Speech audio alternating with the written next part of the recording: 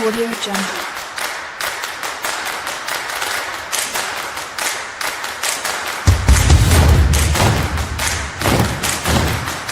Audio Jungle.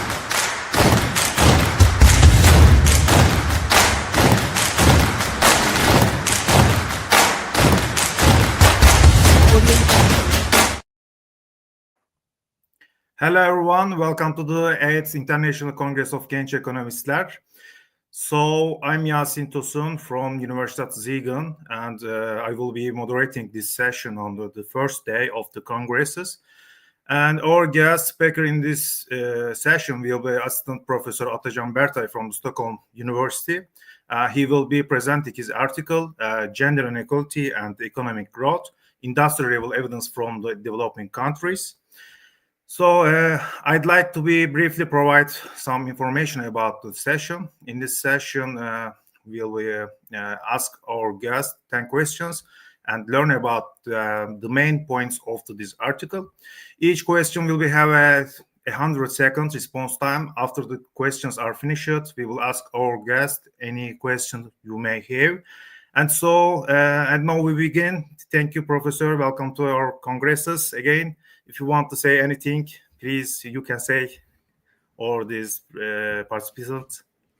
Thanks a lot for the invitation, Yasin, again. So this year, it's nice that we do this in English. And I also appreciate the new concept in the sense that like the questions are pretty challenging and scrutinizing. Just a side note that this article is published.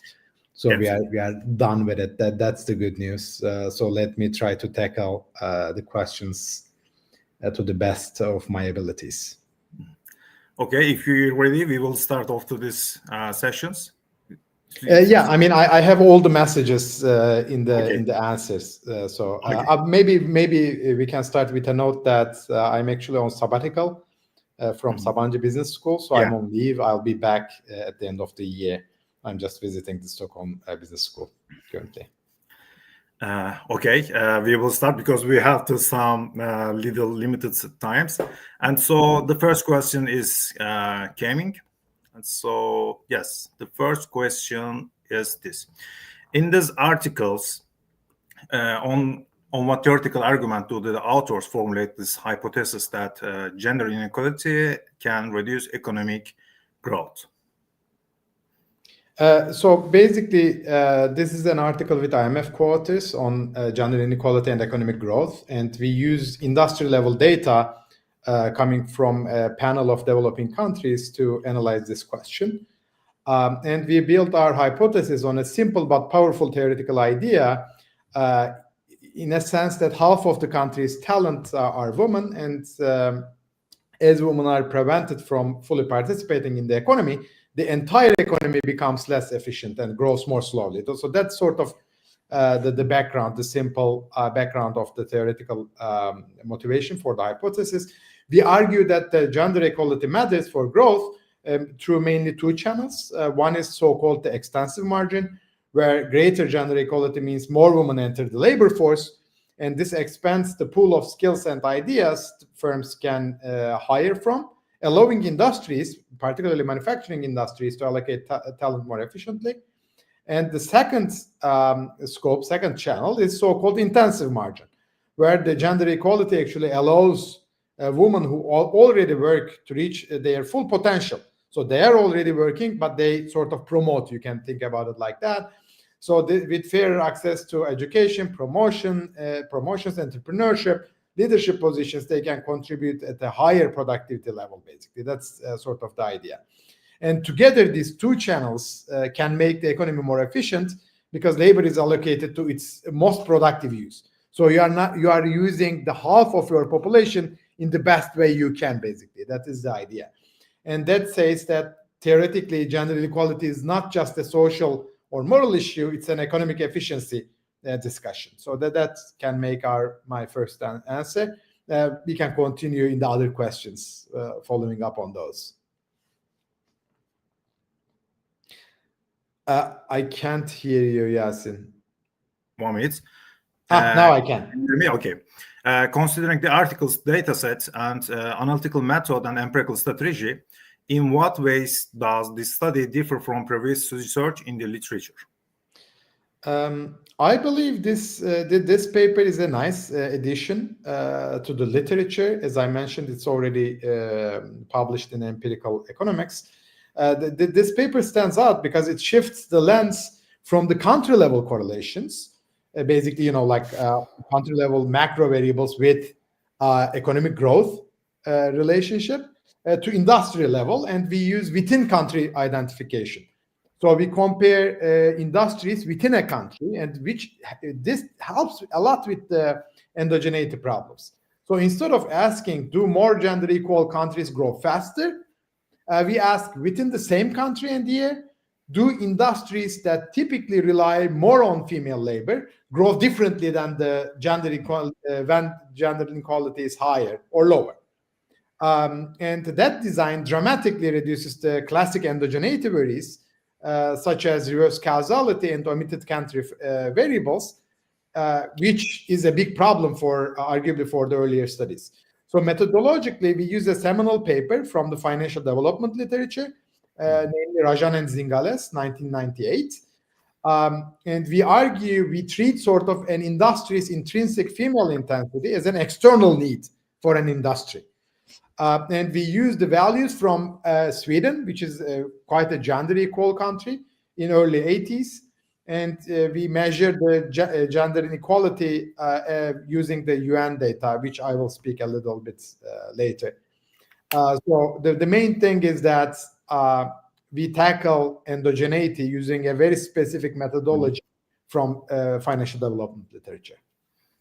Okay, and the second question is for me. So the third question is what empirical method was used to test this finding, and how was the comparison between the low inequality countries and high inequality countries made? Fantastic. So following up from the earlier one, we get into more detailed empirics.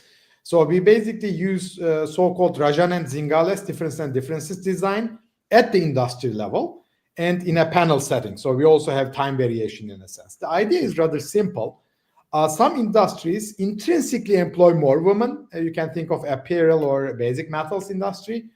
And we measure each industry's intrinsic female intensity using the pre-period data from gender equal benchmarks.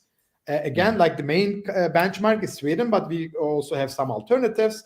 And this reflects, so basically the woman employment in Sweden in 80s reflect the technological or comparative advantage forces rather than the local frictions, which sort of plagues the causal analysis. And then we interact that variable with industry female share, like industry female share from Sweden with gender inequality index, which is the gender inequality measure. And empirically, we use the dependent variable as the 10-year value-added growth overlapping windows from 18 different manufacturing industries, from 65 emerging markets and developing economies. And our panel covers from 99 to 2018. So it's a rather large panel in terms of coverage. And then we saturate the model with lots of country year and industry year fixed effects, which deals with almost all variation, macro variation. So we basically end up with a pure defensive estimate. Okay. So I guess we can follow up in the other side how we compare the low inequality countries with high inequality countries. So we basically sort of take, say, 25th percentile, so a high inequality, sort of low inequality country with 75th percentile, high inequality country, and see how the difference in like female reliant or like pink industries versus less female relying industries, and the differences we compare depending on the gender inequality. So we basically compare within country across industry variation, which is like sort of a defensive based discussion. So that's how we do it. Okay, we will pass the fourth questions. And so the question is the study uses data from 1990 to 2018 on the manufacturing industries of the 65 developing and the transition economic countries. What are the advantages and limitations of this sampling method? Again, we are focusing on developing countries. Let's start with advantages. First, manufacturing industry is much more homogeneous. So cross-country comparisons are easier when it comes to tradables because, there is a sort of a competition between countries. And a lot of this choice rely on data availability. So we use UNIDO industrial statistics, which are much less available for developed countries when it comes to gender as well. Focusing on emerging markets may make more sense simply because the gender dimension is more variant there as well.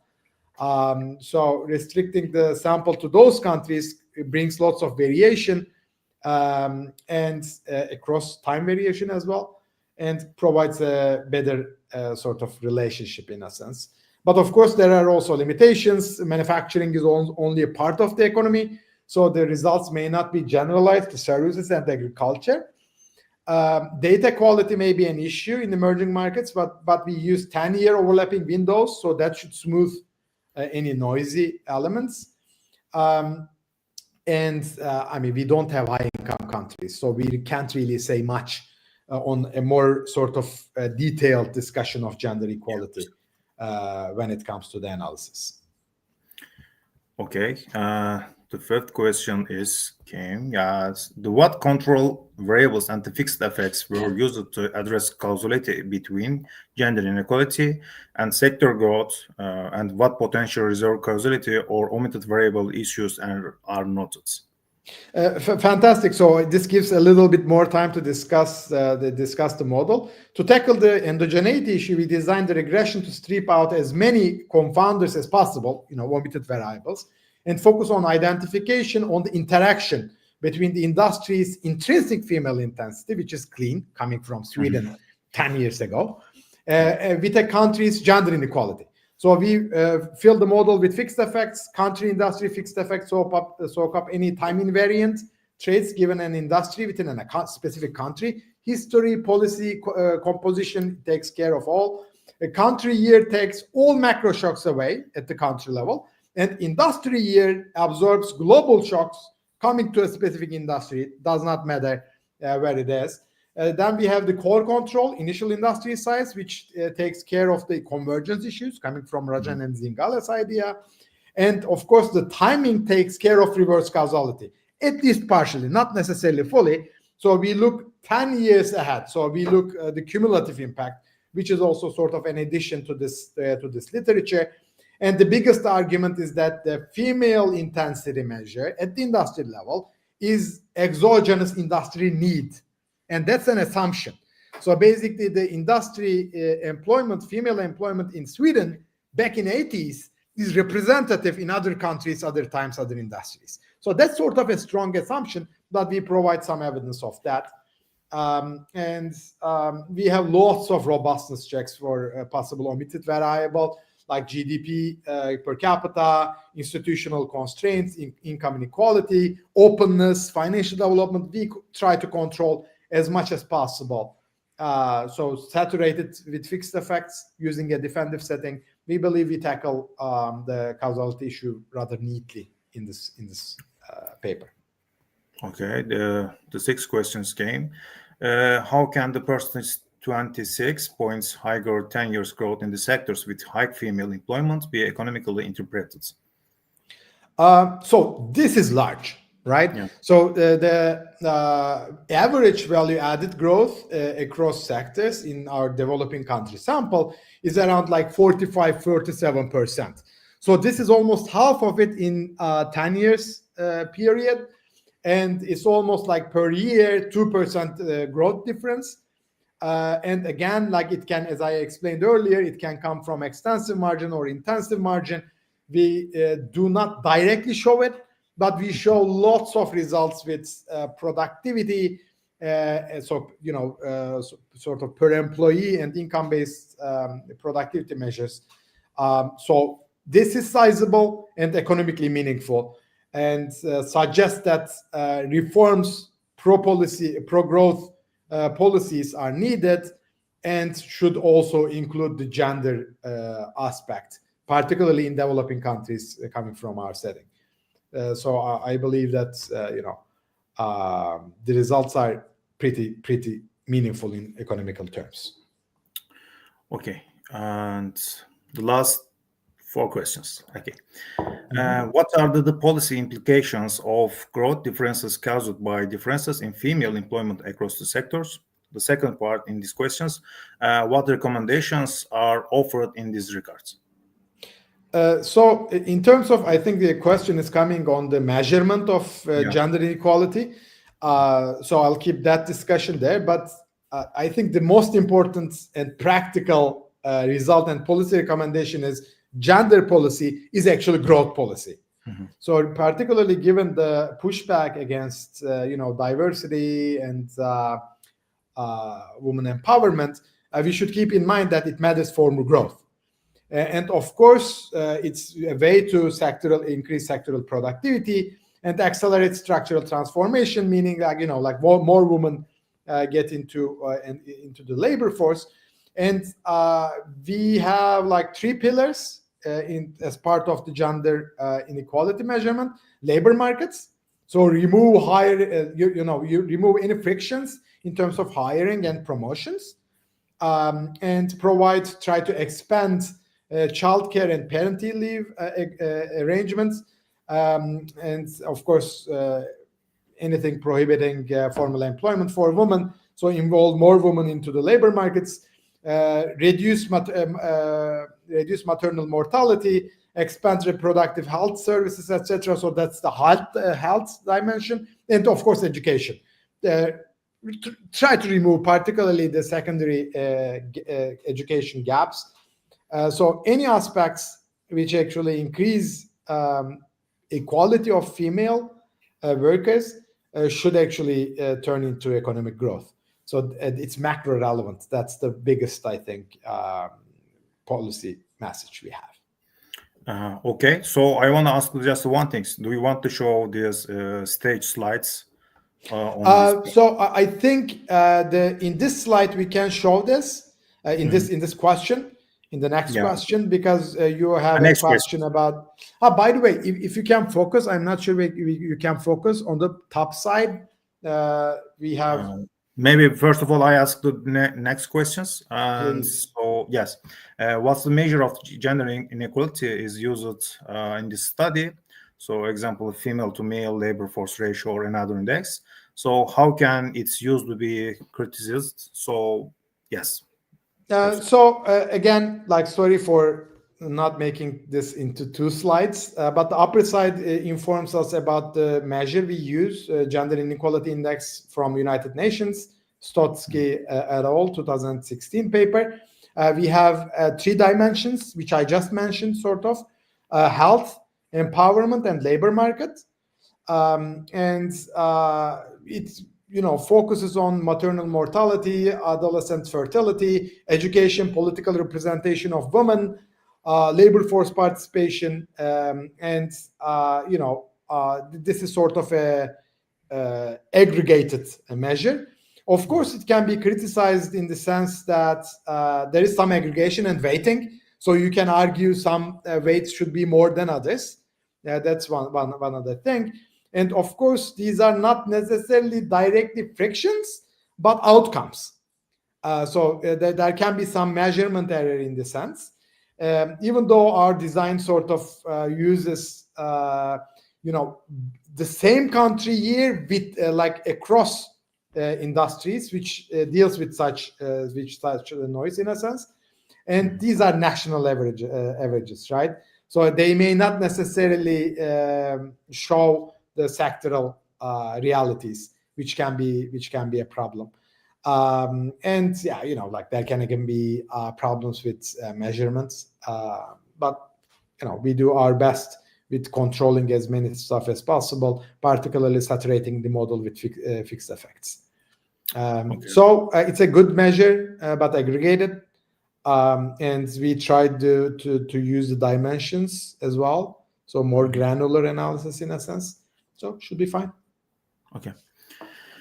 And last two questions. So this question is about how consistent are the findings with the literature on the negative effects of gender inequality on growth? The second part, how valid is the assumption of the generalizations across sectors, regions, or countries? So our discussion in the paper emphasizing that our findings are lining up pretty well with the decades of work showing gender inequality depresses growth. Via lower labor force participation, weaker human capital, and misallocation of talent. But most of these studies, again, are macro in the sense that using country level analysis. I can give you a bunch of references, but they are already in the paper. For those of you who are interested, you can check the paper out. We add one step of granularity to this analysis. So instead of using the country level variation, we show the industry level mechanism. Following very much the financial development literature, we are relating gender inequality with economic growth here. So in a more gender equal setting, industries that typically employ more women grow faster. That's what we show. That's rather clean. And we show also the effect accumulates over time, a 10-year period, and becomes very macro critical. And so we again show that in line with the most of the literature, gender inequality is macro critical. That's, I think, the most important thing. And how far can we generalize our evidence? Well, it's manufacturing and developing countries. So, services sector, agriculture, informality can be an issue. Advanced economies, our results cannot be extended, I believe. So, in a sense, external validity is tough. But I believe that the manufacturing industry for the developing countries are still an important growth sector. So our results matter. Okay, the last question of these sessions. So despite its strengths, what methodological and measurements or interpretative weakness exist? Has the productive use of women's employment been measured, and what alternative explanations apply? So this is a great ex post question in the sense. So what are the weaknesses? So we already discussed the external validity discussion. Of course, a fair critique of this paper would be that it's just reduced form. So even if I argue that we go one step down and get more granular at the industry level, we still show that sort of the lower gender inequality lets firms to put women to more productive use. We do not directly show it, right? Mm-hmm. So we do not show individual level or task-related relationships or evidence at the firm level. So instead, we use this Rajan and Zingales type, still rather macro analysis relating GII, so Gender Inequality Index, with different industry level macro labor productivity or value added results. And you can argue that this reduced form may not be enough. And of course, the second most important assumption, this industry female share instrument, this exogenous need for female, coming from Sweden in 1980s, you can argue that it may not hold. So it assumes that an ordering of female intensity across industries is stable across countries and over time. That's a strong assumption. Even though we show some evidence this is the case, you can attack that. And of course, we already mentioned the GII index and the possible problems with aggregation. So these are sort of covers all the issues, the weaknesses sort of the paper, I believe. And okay, and yes, Professor, thank you again for your participations and welcome back. And so yes, these sessions today, on the first day of the congresses, we were with Assistant Professor Can Bertay from Stockholm University. We reviewed the article Gender Inequality and Economic Growth, Industry-Level Evidence from Developing Countries, with him using the 10 questions. Thank you again for your participation and contributions, Professor. And so if you want to say anything, please say this and other participations. Thanks again for the questions. I believe this paper is a great addition to the literature. It's also attracting lots of citations. But of course, the weaknesses I mentioned already give sort of clues about the future research. So we should do more on the firm side and the individual side, which requires more granular data. It would be nice to do some research on those for young researchers as well. That's all. Okay. Thank you. Maybe see you soon again in the next year and new article and new discussions. Okay, that concludes the sessions. End of this today is the first sessions. So until next time, stay tuned.